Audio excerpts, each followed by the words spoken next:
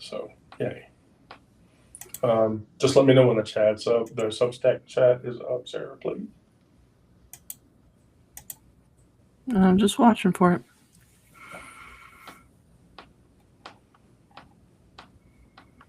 Jinx, I love your blue headphones, by the way. Thank you. Yeah, these are my League of Legends headphones. Oh, League of Legends. All right, we're live. I have an ex who is the senior executive director of infrastructure at Riot. Oh, that's awesome. And so if you want League Bucks, I can get you League Bucks. But always. I haven't played in a while, though. The other funny part is my sister is an executive at Bethesda. So if you want Skyrim and that kind of shit, I can get you free Skyrim shit. I only played Skyrim like one time, and I just never got into it. Yeah, my kid has over 600 hours invested in that since 2020. Oh gosh. So do we have people? Do we have people, Sarah? The only one I see other than Brandon is Patrick Daniels, aka Cromulent1. Okay, cool. Cromulent. All right, we have people. All right, so welcome everybody to another day of Trauma Talk.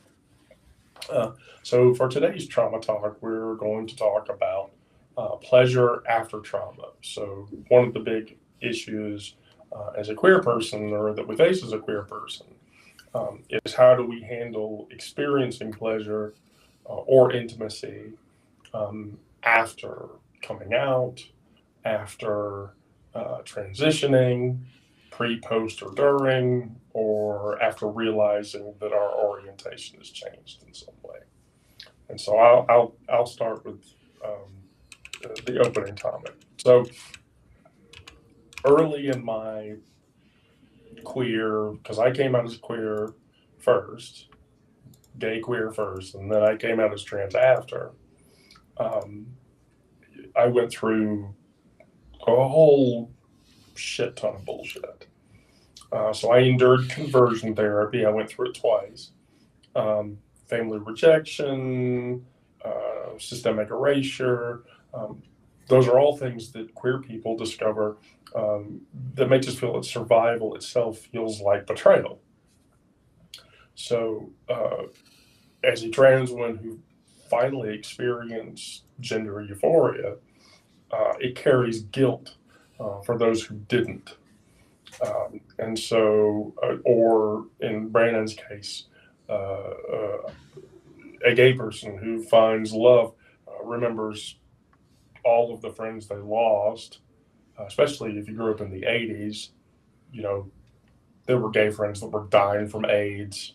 The AIDS epidemic in the 80s created this guilt of surviving into happiness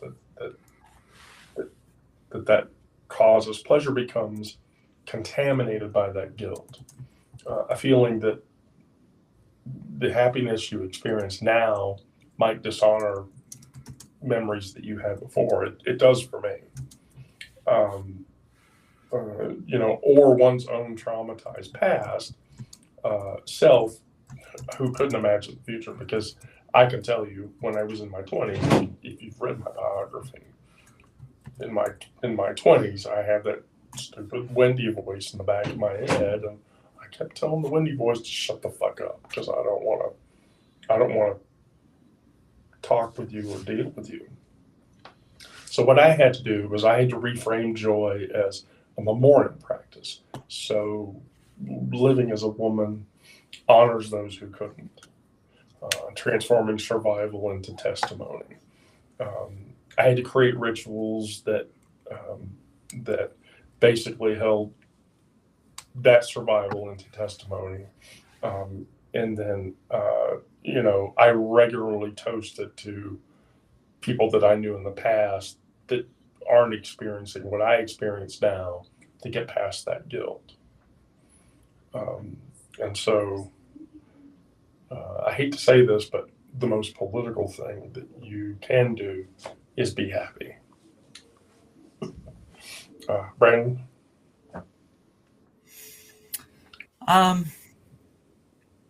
Well, when I first kind of realized I was gay and started going online and meeting guys and things like that, I didn't think I'd ever be able to have a intimate relationship with another guy because I grew up in a very religious, conservative household, and there was no way that they were ever going to accept me bringing a guy home, you know. And but I still was attracted to guys. I still wanted to experience, you know, what it was like to be with a guy, at least sexually. And so most of my encounters were not relationships. They were, you know, one night stands and things like that. And so it was, I kind of just resolved that I was never going to have a relationship with a guy. I was going to have to just live alone, and have any kind of relationships in secret, because I didn't feel like I could have a relationship publicly with a guy. And then, of course, then I tried to go back and be quote unquote normal and had a girlfriend for a little while. We never had sex or anything, but I broke up with her after several months because I knew it wasn't going to work. But when I finally did come out, well, I finally did accept myself as being gay. I didn't have like a big coming out kind of thing. You know, I came out to individual people, a friend of mine, and just gradually here and there. But eventually my dad asked me point blank if I was gay, and I told him yeah. And at the time I had a boyfriend that they knew, my parents knew that he existed, you know, but they knew I had talked about him a little bit, but they didn't know the extent of our relationship or anything. And of course, when I told him I was gay, he said if I ever brought a guy home for a family dinner or whatever, that we'd be the only two there because no one else would show up. And after he died, I wouldn't get anything from him, or at least not as much as my siblings or whatever. So it was basically what I expected. I mean, and it didn't surprise me at all. You know, a lot of people say they don't want to come out because they wouldn't be accepted or whatever. And then when they do, their parents say, "Oh, we love you no matter what," and whatever. That doesn't always happen. And it didn't happen with me. You know, it's kind of a fairy tale Hollywood kind of story. I see lots of movies where, you know, people come out to their parents and it ends up being a lot better than they thought it would be, but that's not always the case. So I'm still, you know, I'm not in a relationship now, and because my last boyfriend died 2019, so it's been almost 7 years ago, I guess. But I'm not. I definitely want another. I want to be in a relationship. I want to find intimacy again. But you know, sometimes that's difficult, sorting through all the dating apps and trying to find somebody that really that you connect with. But anyway, that's where I'm at right now. Okay, Jinx, your turn.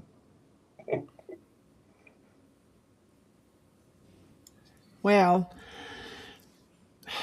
as far as being a young person, I kind of always knew that I was a woman, despite being raised as a boy. Um, my mother, I think, just ignored it. Honestly, she didn't really do much about it. She didn't say things about it, and that was okay. She allowed me to express myself, although I think I embarrassed my parents a lot. My father, not so much. He got very irritated at my feminine behavior, would poke fun at my feminine behavior. So I did a lot of things growing up to either just irritate my parents on purpose or just out of, kind of a rebellious nature. I know when I got to high school, it kind of came to a head. I had some pretty traumatic experiences in high school that made me scared to be myself. I got beat up a couple of times, not by people I went to school with, surprisingly, but from other schools that, come to our football games or something like that. And I got into one final argument with my father after having an encounter, which, he would classify as a homosexual encounter that had disgusted him and made him very angry. Needless to say, a lot of family violence ensued. And I was kind of set on a path that I didn't want to go on, which made me have to present cis heteronormative, against my wishes. And I tried really hard to suppress those feelings. I tried very, fervently to be a cis man. And I couldn't do it. But I did anyway. So I eventually pushed myself into joining the military, thinking that serving my country, being in uniform, all that would kind of keep me contained in the little box that everybody wanted me to be in. But evidently, it didn't work. So here I am. Sarah? Hmm. Um.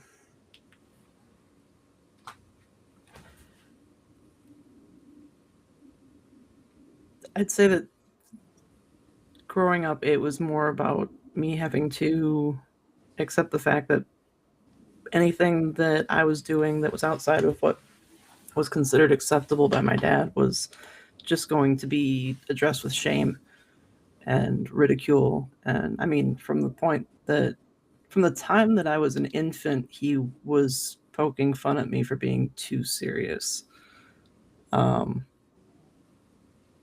But just that on its own kind of pushed me away from him in terms of like any kind of support or anything like that. So things that came up later on in life that, questioning things or, anything that I was considering, it was obvious that if it was outside of what he considered normal, he wasn't going to accept it. It was just going to result in more shame, more of him making fun of me. Yeah, he actually had a song that he would sing to make fun of me for being serious. And up through high school, like he'd sing it in front of my friends and shit like that. Until I finally realized that the only way that I could get him to stop singing it was for me to just not react to it. Which is why I can just go deadpan and not react to things, because I had to. So, there's things that were outside of our control that he just would try to shame us out of, which makes opening up to people difficult. Yeah, not to call Sarah out, but Jinx is probably not aware of this, but Sarah is I'm just going to use the word baby butch. So she's just come out recently, so she's having a newness of experience. So the thing you talked about, Jinx, going into the military, that goes right into the next topic, which is the performance of normalcy versus the actual authentic desire. So if you're one of those not smart people that read my biography, and you shouldn't have, because my biography is a piece of shit, And if anybody posts it to the chat, I'm going to be mad. But as a trans person, I spent years performing desire that I never felt.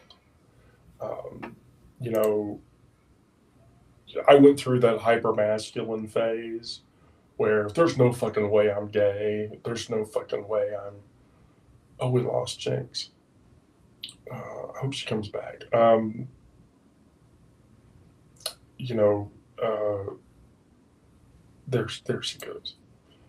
You're back. We lost you for like a half a second. But, you know, I went through that hyper-masculine phase. I was a martial arts competitor when I was a kid, and I would purposefully, in my 20s, get myself beaten to death because that would quiet the voice that was in the back of my head. And it it would shut the voice up. And so, and after years of that performance, the authentic signal of desire becomes illegible. I mean, what would that even look like? What did I actually want? What kind of relationship did I want? What actually feels good versus what was I trained to believe felt good?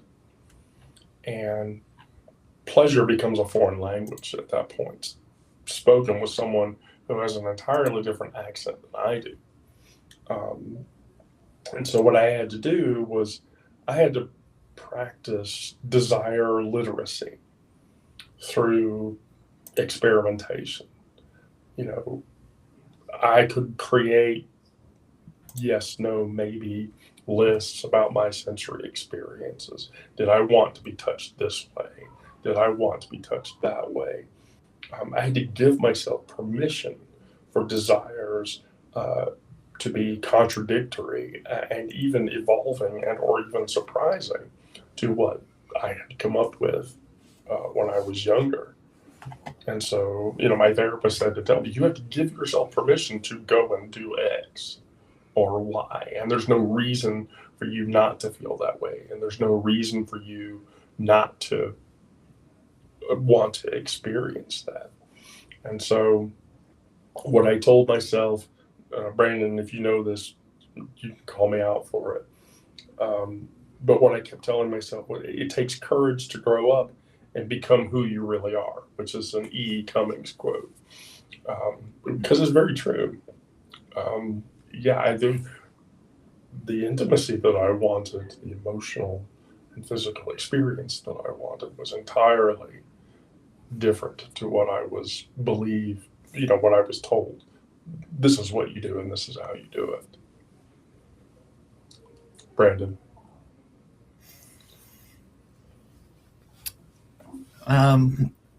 Well, when I like I said before, when I was in my 20s, after having a few experiences with guys, I dated a female for several months, trying to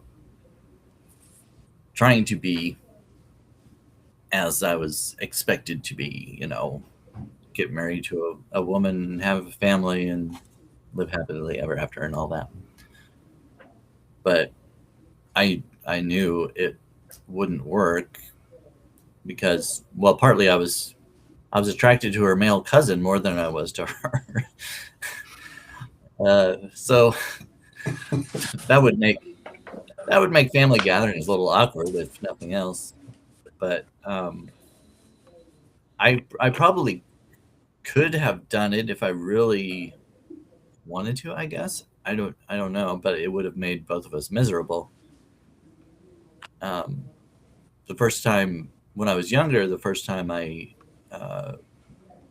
had any kind of feelings towards someone else, like as far as sexually, it was with a boy in my class. And I didn't know it. I really didn't know it at the time. I just, when I look back at it, I realized, oh, okay, well, there it was.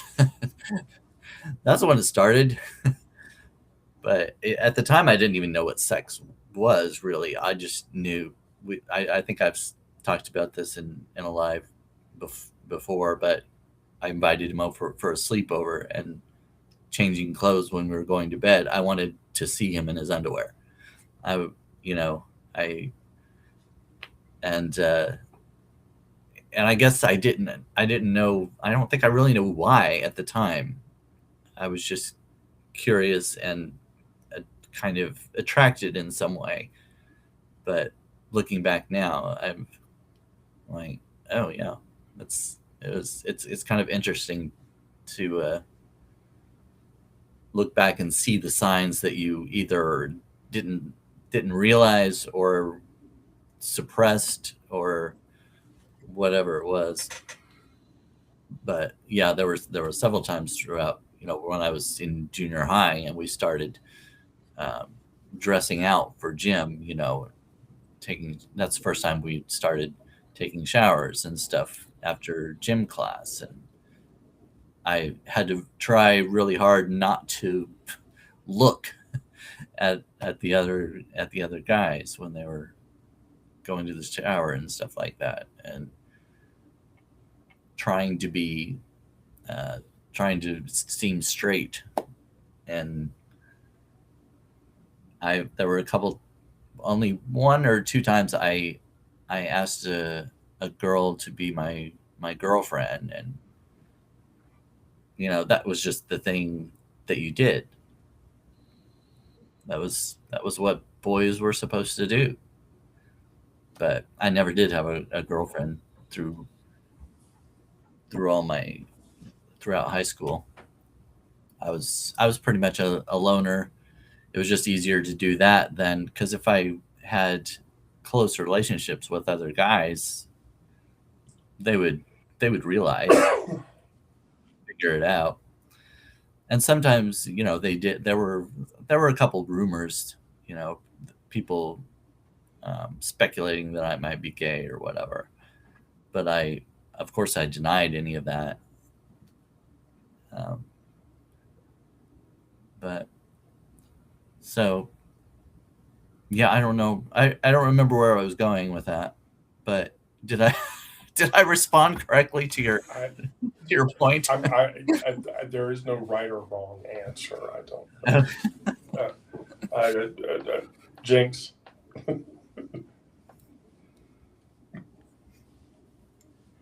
Sorry about that. I keep forgetting I'm muting myself. Kind of elaborating on what I was saying before, I had got a lot of pressure, mostly from family, a little bit on the outside from friends or friend groups, but more on the family side of things. Trying to present masculine when you don't feel that way is like having an itch on the inside. You can't scratch it. There's no way to get to it, but it's always there. And it's like a burning feeling that you can't really get past. So playing sports, like I still to this day enjoy sports, but like my parents wanted me to play, football. They wanted me to play, rugged sports, which I hated. They did convince me to join the wrestling team in high school.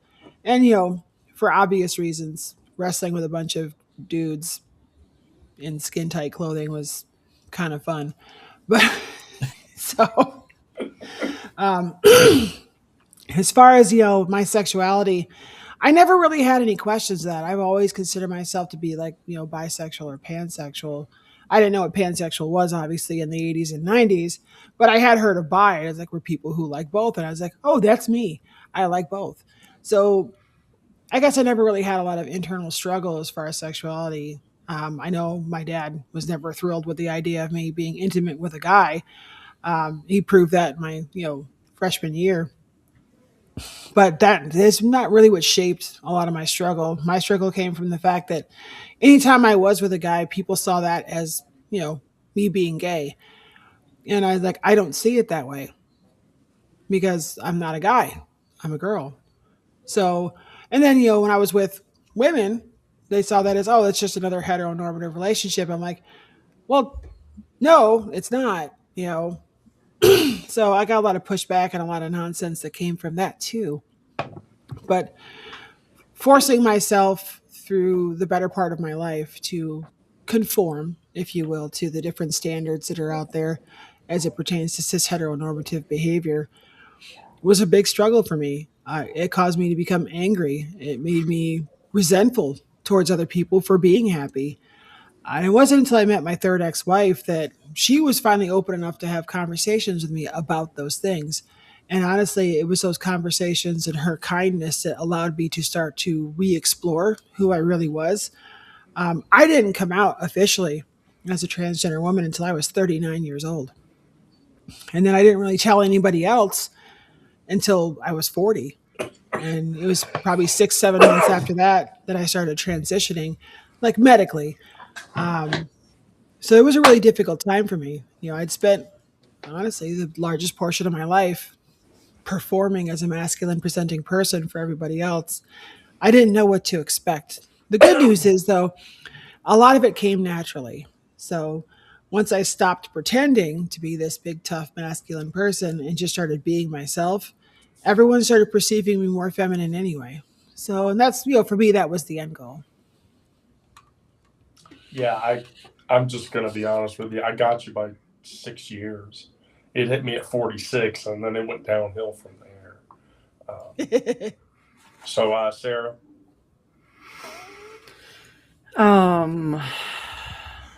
mean, trying to figure out where I need to go from here and what I want, and trying to convince myself that I don't have to prove that I deserve what I want is kind of where I'm at now. After being in a heteronormative relationship for 22 years and raising a child for 20 years, it's difficult to see anything other than that and think that I deserve. I don't know that deserve. Trying to figure out what I want that's outside of what I've experienced is difficult at best. and I find myself, always have found myself feeling like I need to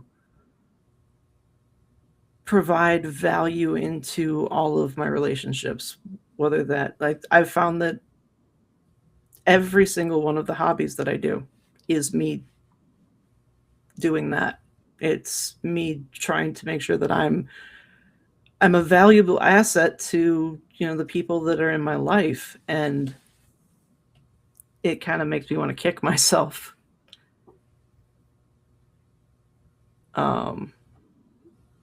But kind of to Brandon, what Brandon was talking about, the more I look back at my past, the more clarity I see in terms of this was always there. It was just something that I heavily repressed because I knew it wasn't going to be accepted. I was pointedly asked the other day about if there was anybody when I was younger that I was attracted to that was the same sex, and there was. And I don't know if it was mutual or not. I can tell you that she ended up being very toxic. I can tell you that if I ever mentioned to her that there was a guy that I was ever interested in, she made a move on him. And then by the time we were almost done with high school, I was trying to distance myself from that friendship, but it was difficult because we all had the same friends. So I got accused of trying to break up the friend group and make people choose sides. So when we graduated, it was my opportunity to run and not look back. And so I've just completely distanced myself from her.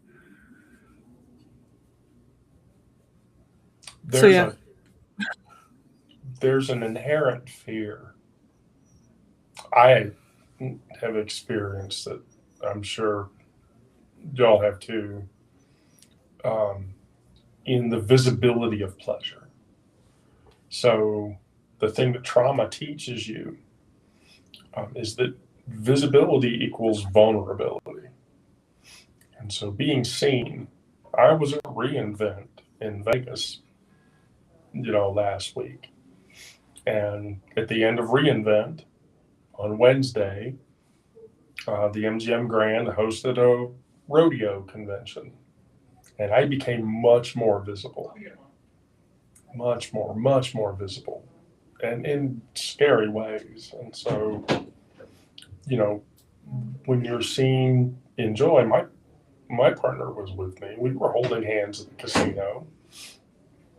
We were hugging and kissing on each other. My partner is as much or more trans even than I am. She's been transitioning for longer. But pleasure becomes safe in private. And you feel split because when you're visible, you could become a target. I got T-slurred and gay slurred repeatedly in the MGM Grand Casino for Wednesday, Thursday, going into Friday before I left Vegas. And so that division is exhausting. It's painful. So what I had to do when I started out was graduated visibility. So strategic moments where I felt okay to hold my partner's hand, whoever that was at the time. Going to only queer affirming spaces. It's funny, when I go to my sister's room, which is the more of popular sapphic bars in Atlanta, all the butches hit on me like crazy, and it's funny. It's a hilarious adventure, but that's euphoric. You experience that, then you feel like it's okay to be more visible. But the reality of that is that there's no greater agony than bearing an untold story inside of you that you don't tell people. And so you have to be visible, and you have to be vulnerable with that visibility so that you can experience joy. Brandon.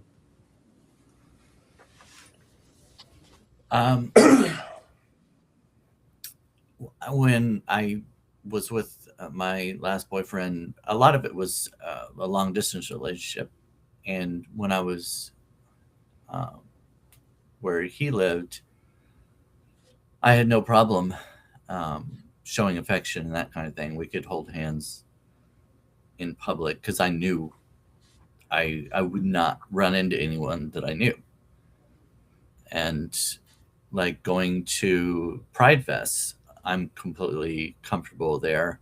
I don't mind that anybody that knows that I'm gay, because I know partly everybody else is there kind of for the same reason, and that I'm never going to run into anybody I know there, like as far as my family or people that I grew up with, my friends or anything like that. Old friends, I guess. But it is kind of difficult thinking about the future, and if I were to meet someone in my area right now and be in a relationship, will I be able to go out with him in this area where I know where a lot of my family is and people I know? I don't know how that will look, how that will work. And I'll cross that bridge when I get there, I guess. But yeah, it's obviously growing up, I tried to appear straight, and I kind of relate to some of what Jinx was talking about when about this, because my dad wanted me to play basketball, and I wasn't into sports, and I wasn't into what most guys my age were into, the all the jock kind of stuff and all of their kind of interests. In elementary school, most of my friends were girls, and um, and that carried over through into high school. I was friends, kind of. I would say I was more acquaintances with a couple guys because we didn't hang out after school. It was just, there was a guy in band that I was kind of we were friends while we were in school, but we didn't hang out outside of school or anything like that. Because I think if we would have, he would have he would have known that I was gay. I'm sure, because I did think he was attractive. So if we would have spent more time with each other, I I'm sure he would have picked up on that. But um, yeah, as far as exposure, um, public exposure with intimacy and that kind of thing, I don't know. I just I don't know how that will look and how I'll handle that when it comes to it. It's it's kind of up in the air right now. I've thought a little bit about it, but I don't know. I try not to stress about things that aren't happening yet. You know what I mean? Like, I mean, there's no point in putting all that pressure and stress on myself if it's a situation that'll never even happen. You know what I mean? Right. I mean, so I'm just gonna wait and see, because I don't know that, what if I meet a guy and we're compatible and we want to be in a relationship. I don't know what his situation will be. I don't I don't know what his family is like or how accepting they are, or there's a lot of different things that could come into play. So I'll just wait and see. James, your turn. As far as issues, I'm, I've had many. I know when I was younger, as far as being intimate with people, I struggled to be intimate with, obviously, men, because of the pariah that comes with it. Didn't stop me. It just made it very difficult and it made me very uncomfortable because I didn't feel like I could be, happy in public without causing issues or getting screamed at, or the sneers, or obviously the slurs.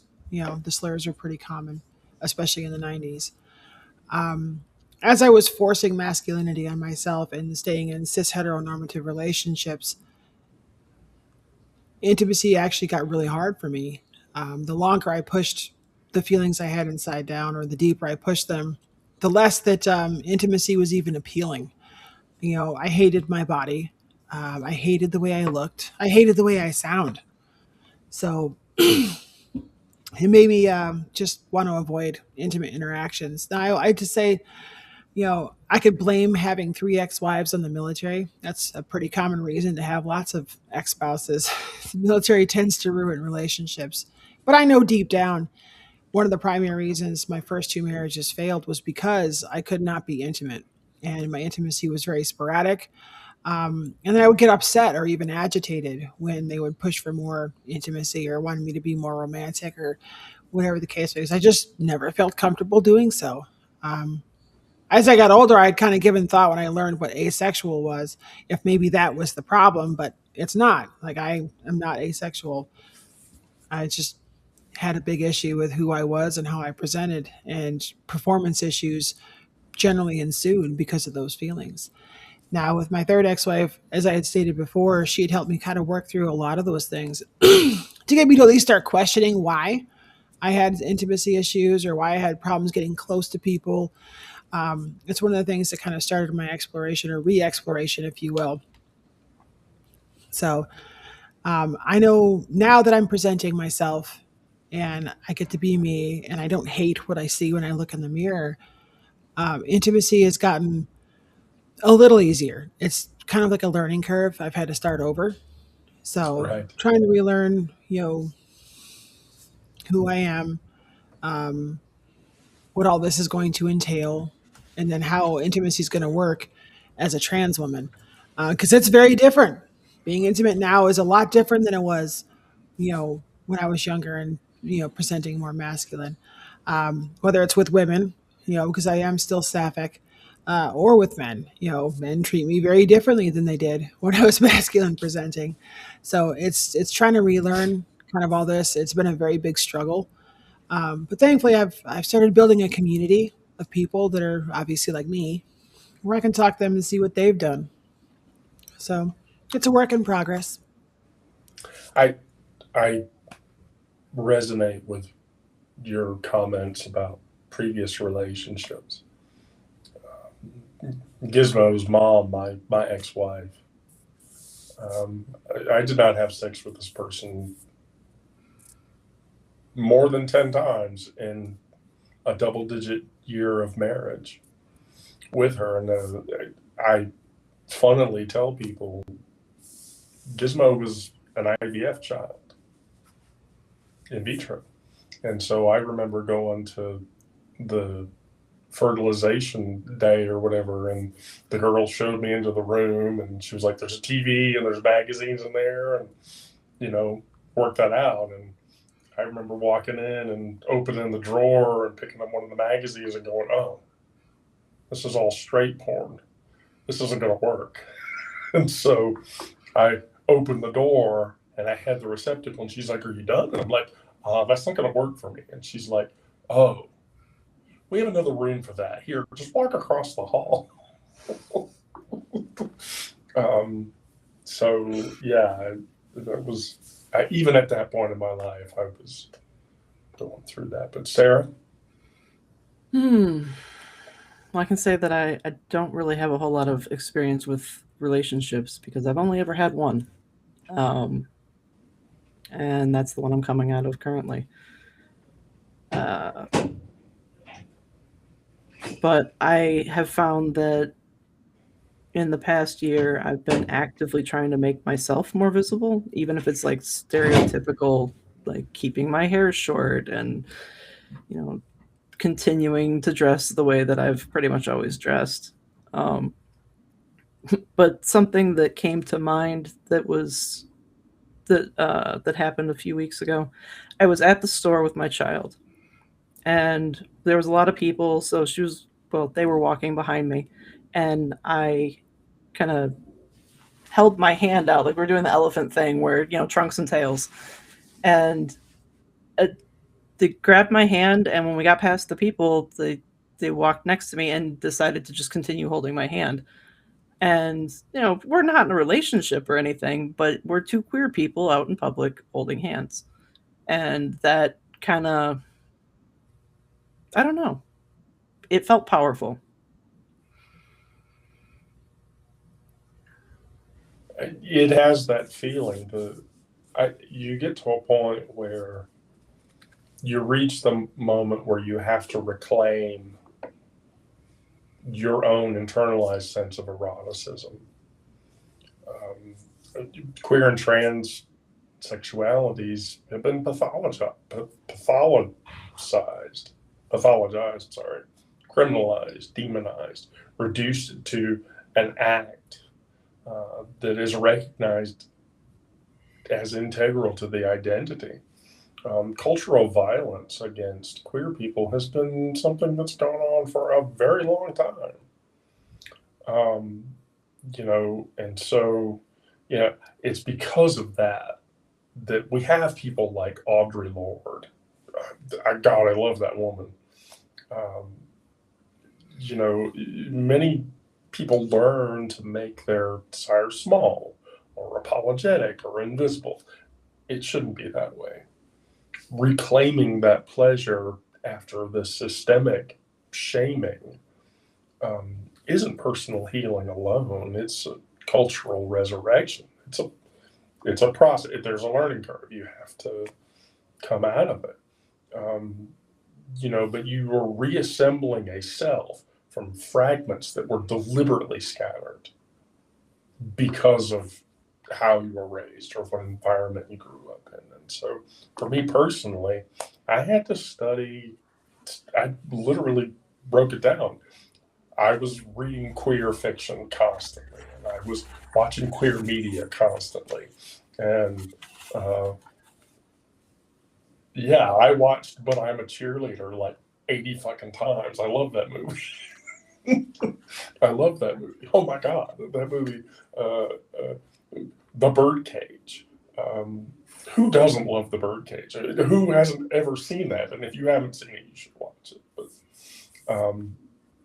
you know, the poetry, the art, pick up Sappho's writings, the Greek female philosopher Sappho's, which is where the word sapphic comes from. Read that literature, and you expand that eroticism beyond sexuality to include all manner of experiences of aliveness, sensory pleasure from foods, the creativity flow of making art, the connection of deep conversation, the power of moving yourself freely and openly around everyone that's around you. And then in some small way, you come back to yourself and you say, I want this. I like that. That feels good when that happens to me. And recognize that the capacity to feel that is a direct measure of healing. I mean, I don't see how anyone could see it any other way. The erotic is a measure between the beginnings of our sense of self and the chaos of our strongest intimate feelings. Brandon? Well, first, I wanted to acknowledge Jinx's dog. I realized just a minute ago I didn't notice there was a dog back there. I guess it lifted its head up and was looking around. It's like, oh, what a cute dog. I actually have two. Got one back here. Well, I did. And then one back Yeah. here. Okay. It looks like a cute one. Speaking of, we mentioned movies and stuff, but I started watching not too long ago. I was watching a few episodes of a show called Boots. Have you seen that or heard of it? Yep.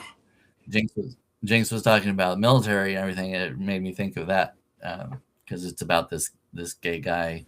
I think it took place. It's set in the 90s, and it was when you weren't allowed to be gay and go into the Marines. And this gay kid just out of high school,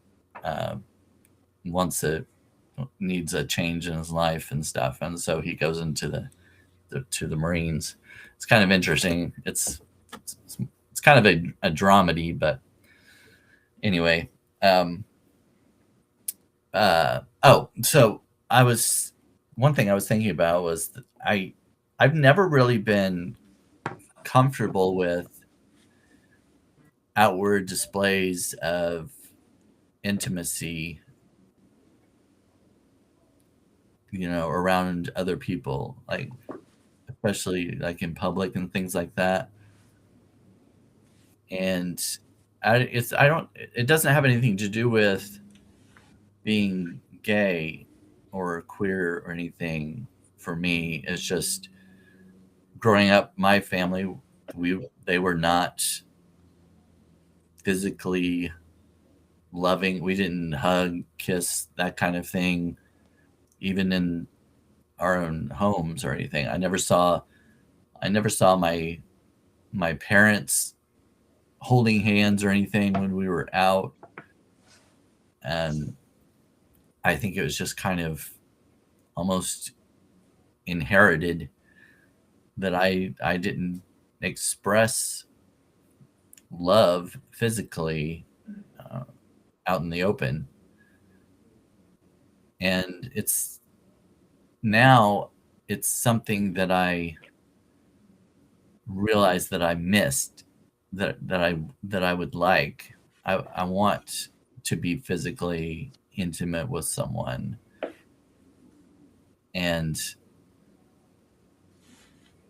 But growing up, I didn't really realize that there was anything different. I didn't have anything to compare it to, I guess, really. I mean, I would have watched TV and stuff like that, but watching like Leave It to Beaver, that you never see Ward and June very physically intimate, or even Mike and Carol Brady. They didn't do much. You didn't see much between them, and so that was kind of the norm for me. And it wasn't until I was an adult that I realized that I want it, that I'm missing it. So yeah, but as far as being as open in public, I don't know. I mean, I would hold hands with a boyfriend in public. That I would be fine with that. But yeah, it's not something I put a lot of importance on. Like I need for people to see that I'm in a relationship with a guy or whatever. But I'm also not necessarily afraid of it. I don't know. It depends on the situation, I guess.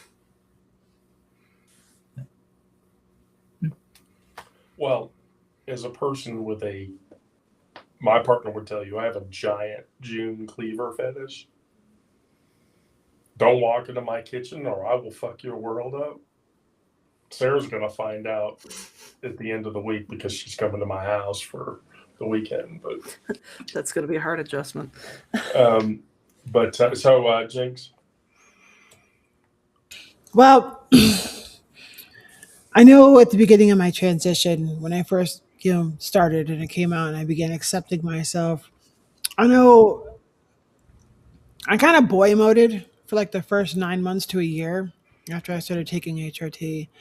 And to be quite honest, I felt like even more scared to do anything that involved relationships or intimacy, and definitely didn't want to show what was happening in public. So, like, the more my face softened, the more, well, things started happening down here. I just wore bigger and baggier clothing because I didn't want anyone to know. Obviously, you get to a point where you can't really hide it anymore because people start going like, "Hey, why are your eyebrows darker than they used to be?" It's just like things you don't notice. Um, silly things like that. Or, you know, I had one person walk up and say, "Wow, your ass is really big." Thanks, I guess. Um, so the changes were starting to become a little bit too noticeable. So I kind of worked a little bit with my wife at the time. Like, so I had no idea what I was doing. And I was like, how do I start presenting more feminine? I'd let my hair grow out quite a bit. Um, she'd help me try on things like wigs, dresses. Of course, your body is just all cattywampus. Nothing fits right. Everything's just odd. Nothing's going on up top, but your trunk obviously is really big for some reason. So trying to find things that look feminine and fit and don't make you look stupid was extremely awkward. I hated every minute of it. And it wasn't until I was like, listen, everyone goes through this. Even females who identify as girls or women start off feeling awkward, and the whole world, they think, hates them. So I was no different, and I certainly wasn't special in that aspect. So I just kind of sucked it up, and I went. My wife at the time convinced me to go to a concert, openly presenting feminine for the first time. I'd been working on my voice, which I was kind of happy with. So it's just like an opportunity for me to go practice that. And it was really the first time I felt comfortable holding my wife's hand and being intimate with her in public as I started presenting feminine. And it was like it was an amazing feeling. That's the best way I could put it. I felt really good. I felt like, this is the way it's supposed to be. So it was scary at first, but I took that step. I went out there. People told me I looked really good. That was obviously trans. So that's what I had. A good friend is like, "You were obviously trans." And I was like, "Yeah, I get it. I don't meet your standards, whatever the case, but I still felt good." People were very kind. They complimented me on my voice. I was like, oh wow, yay. So, and it's been just going on from there. The more I've transitioned, the longer I've been on this journey, the easier things have become for me. Now, I have no issues being intimate with either women or men in public. Um, I will say that I don't know why, but for some reason, I guess lesbian appearing relationships don't get picked on as much in public spaces as maybe, I don't know. It's just what I've been experiencing. Um, but when I present with men, everyone just assumes it's just a cis heteronormative relationship at that point. I was like, I mean, it is, and it's not, but whatever. Sarah? I remember growing up seeing my parents when I was young, and it was always my mom showing affection to my dad, her always reaching for him, never in public, but him never reaching for her, never initiating affection. And that's not that's something that I didn't intentionally emulate. But I've, like, during the process of separating from my soon-to-be ex, he initiated an embrace without asking first. Like, we were in the process of, emotionally separating, financially separating. We're still cohabitating. But he initiated an embrace without asking, and it was not a great experience. And I've found that since then I have recoiled from touch just because of that experience, and it bothers me because I want to be comfortable with that, and I want to be able to embrace other people and be embraced back, and just for it to be reciprocal.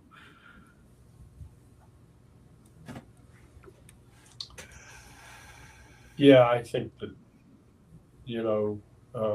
we're right at the hour, so we're going to close it up, go around the table one more time. But I will say this.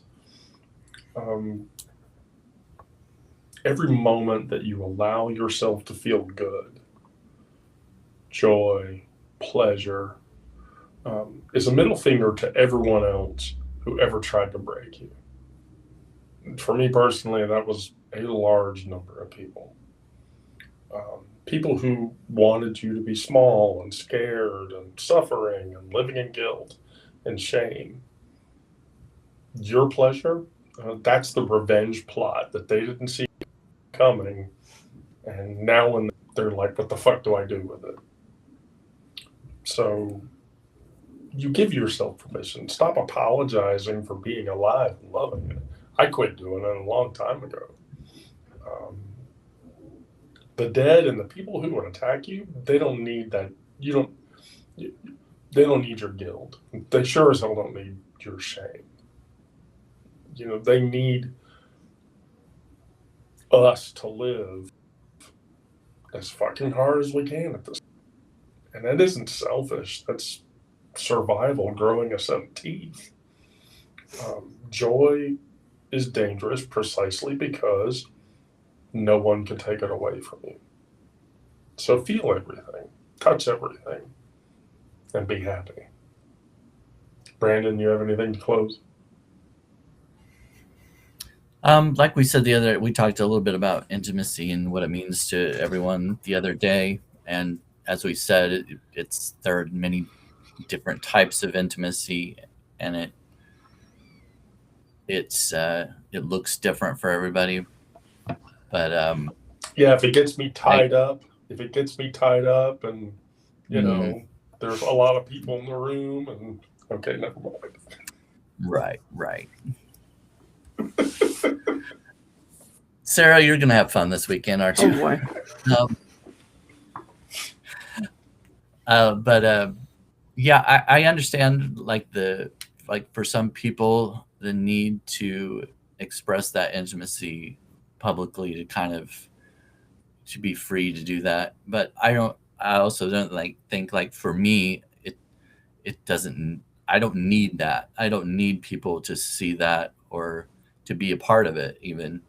I want to be able to free I want to be able to feel free to express that intimacy if I want to with another guy in public, but I also don't have the um, I don't know. I just I don't feel the need for it. It's something that belongs to me, to us together, and so I guess it just depends on how you how you view it and what you how you want to express it and who you want to be a part of it. I think it's different for everybody. That's how I view it for myself. James? I guess as far as a good closing statement, a good friend of mine that I used to do a lot of live streams with once kind of put it like this: being a trans person, and I guess being a queer person in general, is like living your entire life with a rock in your shoe. And you go through your entire life with this pain that you can't describe and you can't really tell people because they can't see it.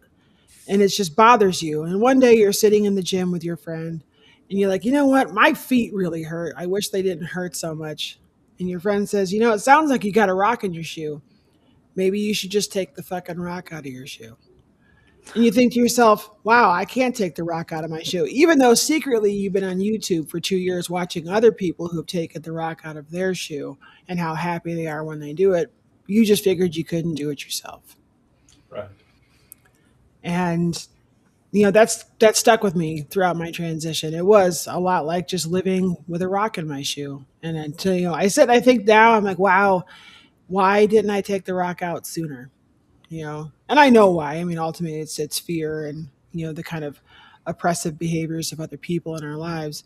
But yeah, I guess if I could go back in time, I would just tell myself, hey, you're going to be fine. Take your time with it. That's the best I have as far as a closing statement goes. Good enough for me. Sarah? I don't think I have anything definitive enough for a closing statement.